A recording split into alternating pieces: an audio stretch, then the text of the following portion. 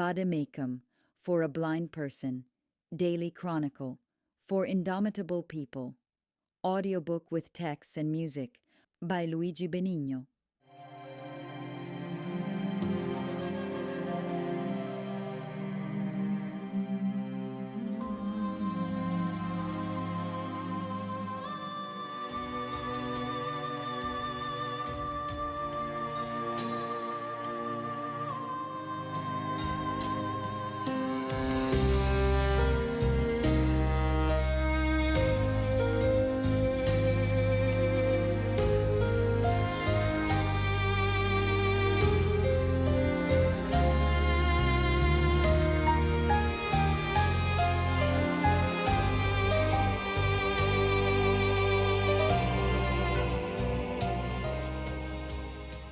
This dissertation on my typical daily life wants to be an introspective window on the ordinary dynamics of a blind, almost 70-year-old man. I am a composer and writer, passionate about poetry, nature, and good humor. The total loss of sight has forced me to create a whole series of strategies in order to best cope with the various situations that presented themselves before me. I have worked within myself to strengthen myself psychologically. I have improved my self-esteem with a very strong dose of positivity. I have sharpened self-irony. I have filled my life with many interests. In this regard, I thank God for having given me the gift of creativity and resilience. I have constantly sought an adequate personal management of small daily needs, and above all, I have firmly accepted my condition as a blind person. The mission that I imposed on myself was to weigh as little as possible on my loved ones and, later, once married, on my wife. It is very important to strive to seek, as much as possible, a certain autonomy in small spaces inside the home, and this aspect becomes decisive for those who live alone. Therefore, I decided to share my experience with everyone, blind and not, hoping that it can be an easy and simple tool for a sufficient navigation in a sea without light. It wants to be the pretext to indicate simple stratagems to improve the inevitable practical difficulties, and, at the same time, it assigns itself the primary objective of suggesting solid psychological support. It moves on two tracks: 1. Practical aspect, 2. Psychological aspect. As regards the first aspect, I think it is useful to share with other blind people the organizational strategies on how to orient oneself in one's own home. Yes, our gym is really our home, the place where we live every day, the ideal place to practice the movements to be made, the various difficulties to be overcome. Moreover, subsequently, it will be possible to transfer the domestic experience to external environments, obviously with the appropriate behavioral methods. Everything I will talk about will mainly serve to best manage life inside one's own home. Later on, I will devote a part to outings outside the home. This decalogue may also be useful for people who possibly live together with a blind person, so as to better understand the daily difficulties that blind people face in their movements. Well, let us begin to deepen this dimension as best as possible and enter into the details. I preface that, first of all, a blind person must memorize well every corner of the house where he lives, must understand where the bathroom is, his own bedroom, the entrance door, the height of the windows. In short, he must form a clear overall mental picture of the spaces in which he will move. From a good memorization of the usual spaces in which he will have to move, his ability to easily recognize the place where he is will improve significantly, perhaps avoiding unpleasant head bumps or dangerous collisions with furniture. Therefore, let us not be presumptuous in underestimating certain difficulties, or on the contrary, be excessively timid in moving even a single step for fear of getting hurt. Courage. Let us resolutely face these difficulties using the weapons we possess. Let us bring the other senses into play and train ourselves as if we were athletes. Let us start from the first barrier to overcome, which represents the panacea to overcome all the other difficulties. I am referring to patience. Yes, patience, this inescapable quality, this indispensable viaticum that can allow us to best deal with the asperities to be overcome. Therefore, if you have little of it, immediately provide yourselves with an ample supply. Otherwise, there will be serious trouble. Jokes aside, let us firmly strengthen it. It will serve us to excellently compensate all those times when we will be defeated, all those times when we will not feel up to overcoming obstacles, all those times when we will taste bitterness and frustration, all those times when we will be overwhelmed by the renunciation of living. But we must always react. Let us shield ourselves well. Let us build an unbreakable shield, capable of absorbing any impact. We will fall many times, but let us get up immediately, proudly, stubbornly. And now, let us move on to practice. Until we have best memorized the composition of the place where we live every day, let us carry out the following actions. Repetition of movements from one room to another. Always advance keeping one hand in front of the face. Touch the door or the window to understand whether they are closed or ajar. If there are stairs, it will simply be enough to take the first 2 steps to understand their distance. And then it will be possible to climb the whole staircase calmly, but always holding on to the handrail. Use of the senses. Smell. Smell deeply when entering a room. At the beginning, it will be a forced exercise, but then everything will become spontaneous. Try to understand if particular odors are perceived, if odors of fruit, vegetables, or various foods are perceived. Then we are in the kitchen or in a pantry. If we feel drafts, we are in front of an open door or window or in a corridor. If we smell soaps or creams, evidently we are in front of the bathroom. Hearing. Let us emit a sound. From the intensity, we will be able to understand whether we are in a large or small space. Let us listen to the ticking of a wall clock, the engine of the refrigerator, the noises of neighbors, the rustling of trees, the passage of cars, the intensity of rain and wind. Touch. Touch a chair, a door, a table, a cabinet, a garment, a source of heating or cooling. Feel with the feet any carpets to understand their dimensions. In short, the more things we hear and touch, the more information we acquire to understand which environment we are in. Sense of orientation.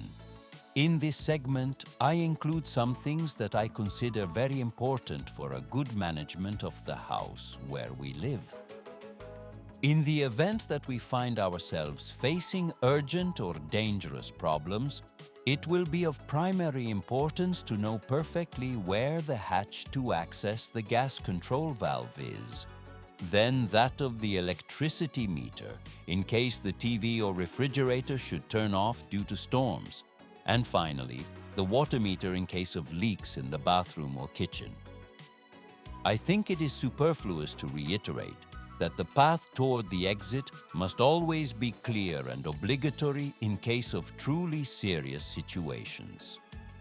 Initially, I emphasized the importance of the ability to memorize as many things as possible.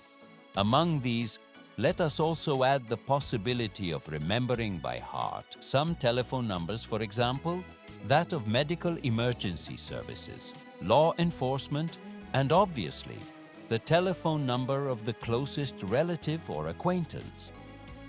In all honesty, nowadays, In 2025, technology makes available to us, especially for us blind people, devices that turn out to be very convenient and easy to use.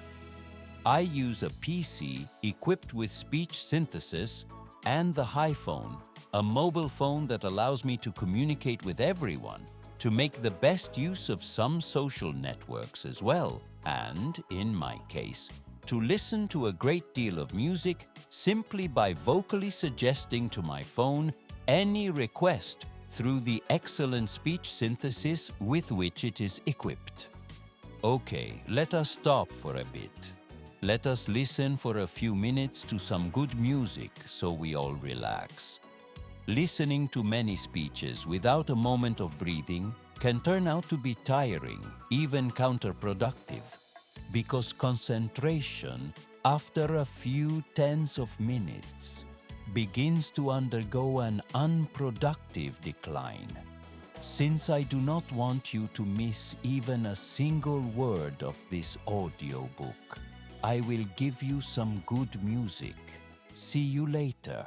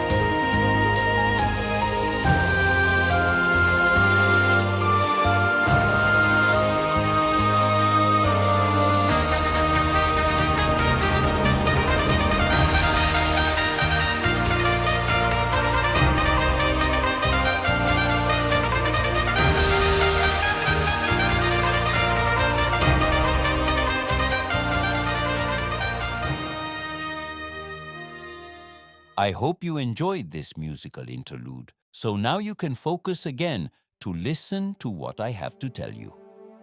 Now, I wish to go a bit into detail regarding an effective and adequate management of the spaces in which we live, and therefore, I am about to illustrate a typical day.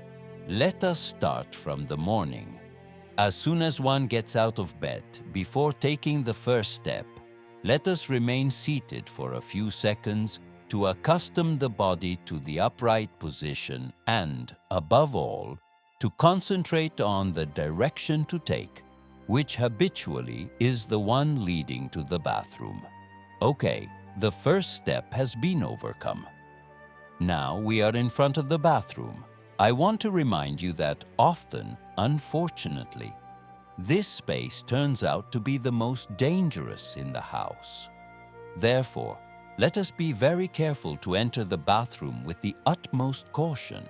Let us raise the level of concentration and, having already memorized the exact arrangement of the elements that make up this space, let us approach the toilet by feeling with the foot the mat that surrounds it. Then we move on to the sink and, after using the soap, we retrieve the towel to dry ourselves.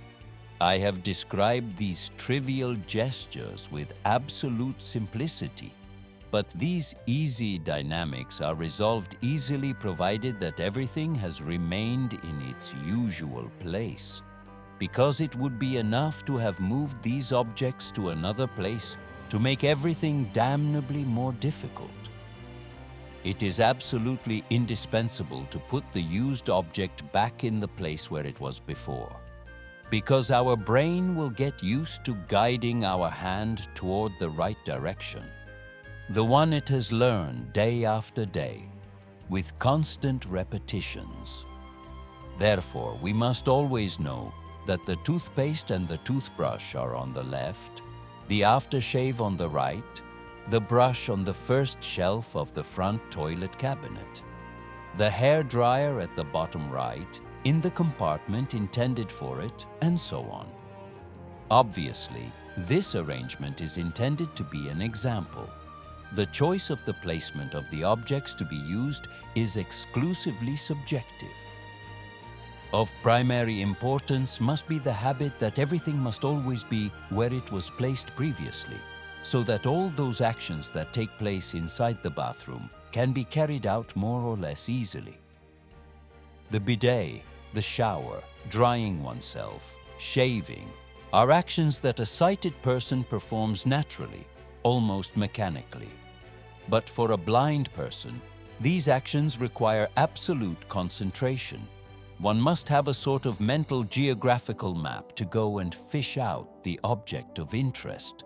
For example, coming out wet from the shower box requires a brilliant acrobat's skill. Certainly, it is not easy to hit the mat placed in front of the shower box, and once out, one must retrieve the towel without any hesitation, but with controlled movements. Otherwise, it will be enough to place the foot in the wrong spot to guarantee oneself a nice slip. Shocking, isn't it? I have cheerfully described some performances to give a faint idea of what it means not to be able to rely on the most important organ we are endowed with. A function decidedly decisive for every one of our actions. Yet, with patience, with method, with determination, I would even say with a sense of challenge, it is possible to build something that can sweeten the lack of sight. Something that guarantees us the possibility to move with dignity and serenity in this world. For this reason, it becomes a priority to create a parallel world, full of rules, a well-coded dimension, an absolutely orderly system, a vital space totally devoid of any form of domestic anarchy. Gradually, in order not to die of anger, one must tend to create everything I have described before with accuracy and great practical sense. If we were unable to create a microcosm perfectly regulated for our needs, everything would become extremely complicated. Drinking a glass of water would turn out to be a difficult task to accomplish. We would risk making only disasters, with the result that exasperation would increase afterward, along with that mortifying sense of inadequacy. If overwhelmed by a constant anarchy, a blind person may despair vainly for a long time without being able to resolve his needs within acceptable times and methods. Therefore, let us play architects. If life has forced us to live without light, then let us build ourselves an ideal home. Let us create a composite mental scheme. Let us try to truly imagine it with a bit of imagination and perhaps with a bit of irony. I assure you that the house imagined by us will always be more beautiful than the one inhabited by sighted people. Believe me, we are more fortunate. We blind people are further ahead.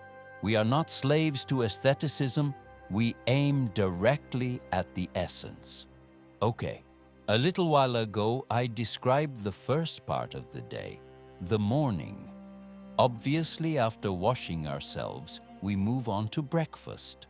What I'm about to say now applies to all the times we sit at the table, at any moment, at breakfast, lunch, dinner. The variable to clarify will be whether one eats alone or in company, but substantially, the dynamics to be put into practice change very little. When we have to sit at the table, let us touch the table and the chair. Having understood their position, we can sit down calmly without anyone indicating where to sit.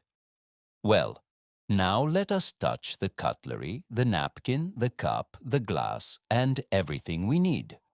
Also in this case, let us memorize the position of the objects that interest us and proceed calmly to make ourselves a nice breakfast. Every time we use a piece of cutlery or the napkin, let us always put them back where they were before. To fill a glass of water, it will be enough to touch the rim of the glass, while with the other hand, we begin to pour water from the bottle. While we fill the glass, how do we understand when the level will be right before creating a tremendous flood on the table? Very simple. It will be enough to listen to the splashing of the water being poured into the glass. And voila, even half a glass may be enough for us. Using the knife requires greater caution. First of all, delicately feel the side where the serrated part is located. Then, with the help of both hands, one can proceed. I give an example. While one hand holds the bread, with the index finger, establish the width of the desired slice, then withdraw the finger and proceed with the other hand to cut the slice. This procedure also applies to cutting meat and peeling fruit. Speaking of fruit, the orange can also be peeled with the hands. If you are at the table with someone too squeamish and disgusted at seeing you peel an orange with your hands, and they should scold you, calmly send them to, "We understand each other." Speaking of table companions, it is obvious that when one is at the table with others, many things are shared: bread, water, wine, or other dishes. But if on the part of others that sensitivity and consideration toward you is not shown, then step in with a pleasant determination, stating that whenever someone should take, for example, the bottle of wine, they are kindly requested to put it back where it was before, that is, in front of you. For heaven's sake, at the table, sighted people act automatically in taking and placing things. But if they have to interact with a blind person, then they must immediately predispose themselves to the most appropriate ways that the circumstances require. Okay, now that we have learned how to eat and clean ourselves. All right, I was joking. I hope that the indications I have suggested to you so far may contribute to improving your modus vivendi and operandi. Now, I want to add another piece that I consider very important, namely, physical activity. With blindness, in addition to losing the use of sight, the possibility of practicing sports is also exponentially diminished, but we can and must work diligently to create within our own home spaces where we can carry out physical activities so as to keep ourselves more toned. Excluding those people with serious walking problems, I advise you to equip yourselves with a stationary bike or a treadmill. By using these tools, even for half an hour a day, you will be able to keep your body in shape. If any of you should get bored, put on some music. It is really important to move. Thus, we release nervous toxins. We develop psychophysical energy, such as to strengthen the muscles, the cardiovascular system, mental freshness, and, why not, a dazzling physical vigor. Well, I think I have exhausted the advice regarding the primary activities that each of us carries out daily in our own home. And now, before talking about the strategies to put into practice when we go out of the house, we stop for a bit to listen again to some good music, especially relaxing music. By the way, having the need to relax myself as well, I thought it good to compose some musical pieces suitable for our circumstance. Enjoy the listening.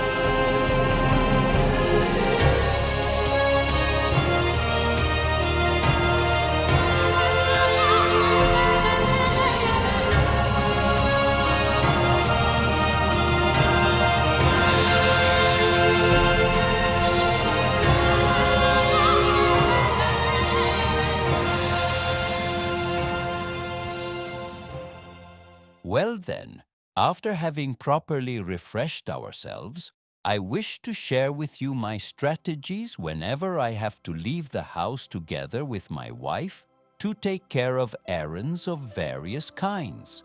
Let us begin by getting into the car. As soon as you are near the car, look for the door handle, open it and touch the roof, and having understood its height, enter the passenger compartment, always keeping your head low. Once the correct opening to get into the car has been identified, I always prefer to open and close the door by myself, because if the door is held open by your companion, you will have fewer reference points regarding the entrance space. Let us always remember that it is better to touch more things around us in order to mentally map what surrounds us. Sometimes, unfortunately, it has happened to me to become acquainted with the edge of a door kindly opened by others, and having no idea where it was located, my forehead took a tremendous blow against it. Once it also happened with my wife. She instinctively opened my door and then set off to open hers. Meanwhile, I, being used to opening the door by myself, unaware of the fact that my wife had already kindly opened the door for me, bent down to look for the door handle, and instead, painfully, I rammed my forehead into the edge of the already open door. I won't even tell you the size of the bump that rapidly rose on my forehead.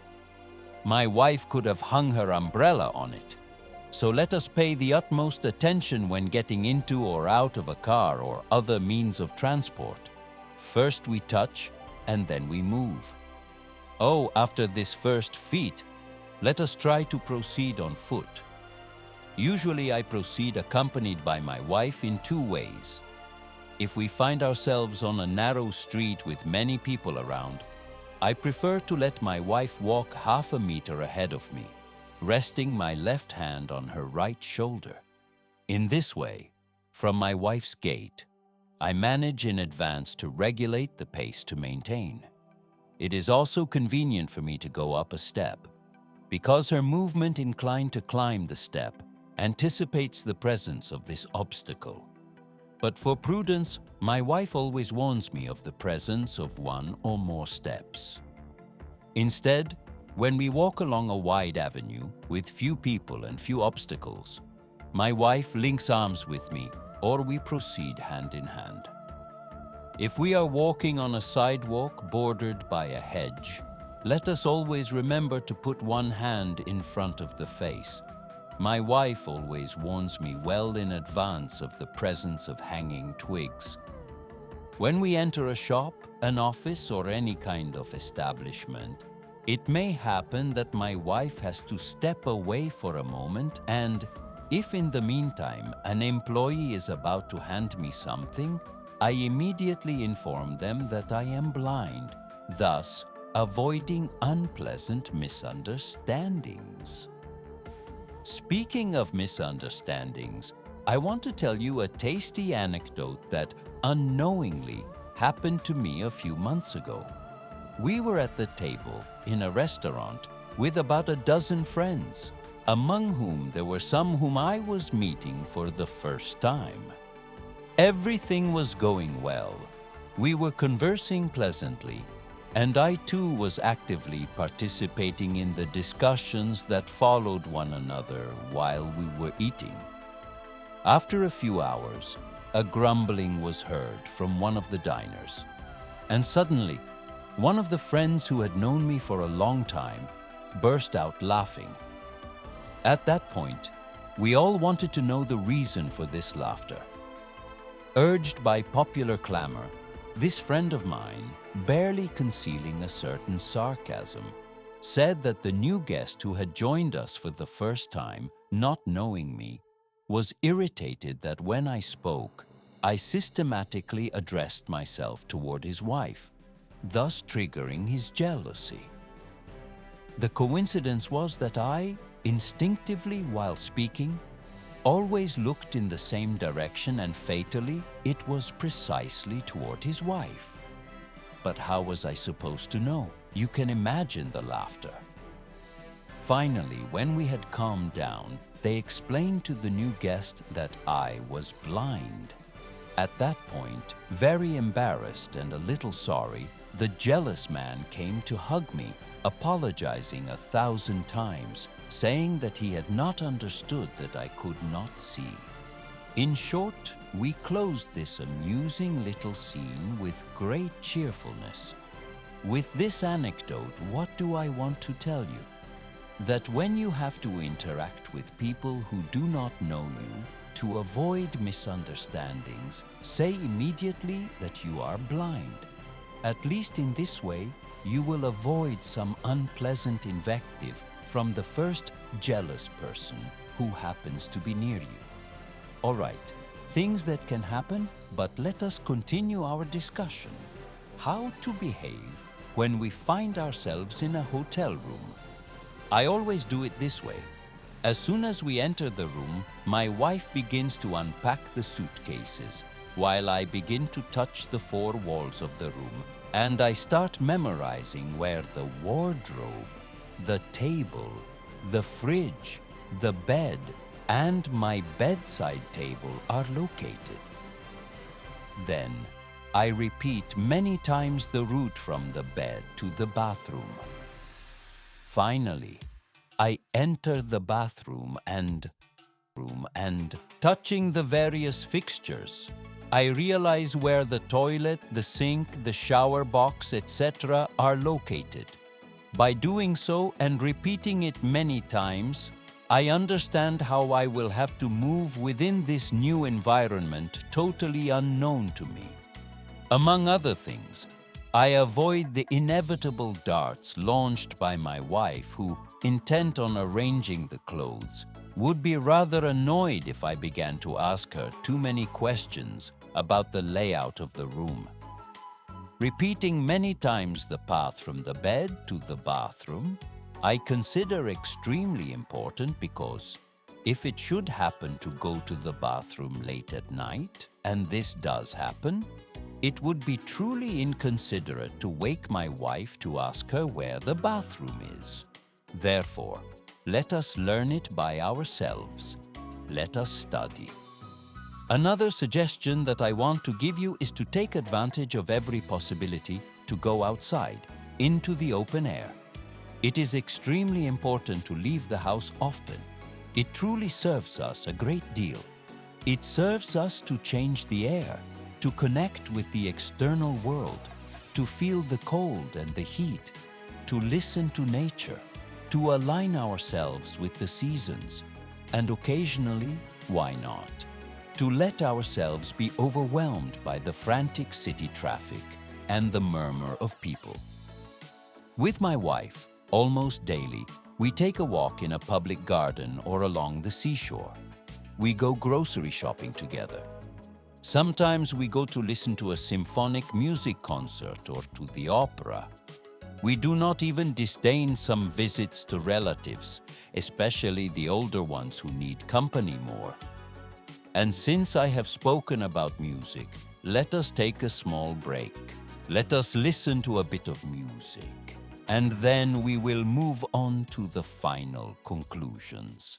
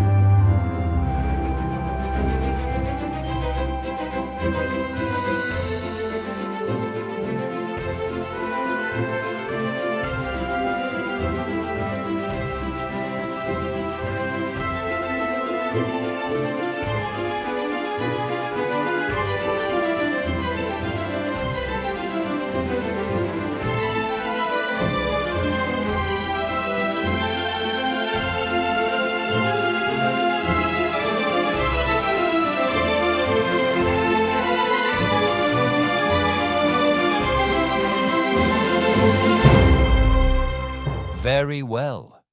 After this wholesome musical pause, I wish to conclude these reflections of mine by advising you on which pillars we blind people must build our lives.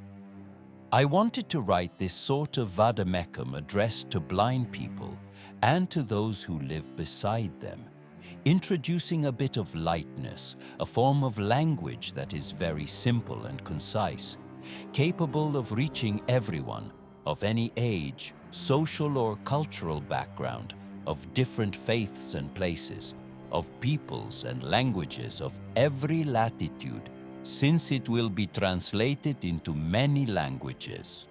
Furthermore, it is my strong intentions that this audiobook, created with the aid of artificial intelligence, will be uploaded to my YouTube account and will be downloadable free of charge. Okay, after this necessary premise, let us gather the suggestions put forward and emphasize the fundamental steps that must become an indispensable mantra during our journey. From my experience, I can testify to you that having faith in God has helped me enormously. It has made me grow. It has broadened my horizons. It has allowed me to glimpse new dimensions. It has made me go beyond. If you do not have faith, I invite you to seek it, without hesitation, without barriers, without asking yourselves too many questions, without trying to explain everything, but also accepting its mysteries. Yes, seek it with trust, with passion. You have nothing to lose, and when you have found it, you will find yourselves holding a crowbar so powerful that it will allow you to pry open any obstacle. Another joker to be played with conviction is that link to the choice of creating hobbies, passions, going dancing, practicing some sport. In short, putting into play a series of alternatives capable of filling the daily life of a blind person. I ask you one more thing. If you can, fill your life with brightness, with a predisposition to smiling, with always seeking the positive side, with radiating your thoughts, infused with good humor. You are not unfortunate. Always think that there are people who are much worse off than you. Banish anger and frustration from your hearts. Do not wallow in self-pity. Gather every drop of your courage. Do not be afraid of getting hurt. Do not take it out on God, nor on that chromosome that caused your blindness. It is nature. Nothing more than that. We are bound to the yoke of nature, which is sometimes benevolent and at other times brutal. Patience. There is nothing we can do about it. We can optimistically hope in the future progress of science, which in recent years has been very promising. And then, beyond science, let us not expect who knows what. Let us not cultivate inconsistent illusions, and let us not allow ourselves to be deceived by the first parvenu who proclaims healings without solid scientific evidence. Let us keep our feet on the ground. Let us fully exploit the beauty of life. We have this one single option. Let us not waste it foolishly. I want to point out to you that by a pleasant law of compensation, it often happens that in the absence of sight, the other senses are exponentially strengthened. But if they should manifest themselves only slightly, force yourselves to use them anyway with greater conviction. I assure you that the mind, to your surprise, will set itself in motion, if stimulated, to run to your aid. If you remember, at the beginning I spoke about the importance of patience. I reiterate it for the last time.